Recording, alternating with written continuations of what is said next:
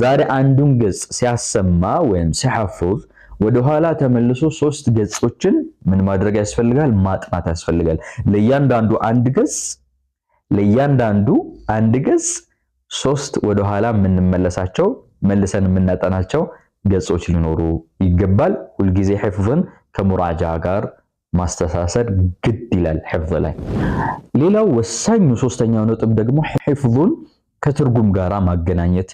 ያስፈልጋል ማለት ነው የምንሐፍዛቸውን የቁርአን መልእክቶች የቁርአን አንቀጾች ምዕራፎች ትርጉማቸውን ለማወቅ ጥረት የምናደርግ ከሆነ በቃላችን ከማንበብ ባሻገር ልባችንም ከትርጉሙ ጋር አብሮ የሚሄድ ከሆነ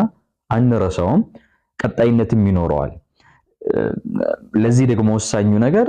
حفظን እንደ ዒባዳ ማሰብ መቻል አለብን አላህ መልእክት ያስተላልፍልን ነው ያን በቃላችን ስናጠናው ስናነበው እያስተዋልነውና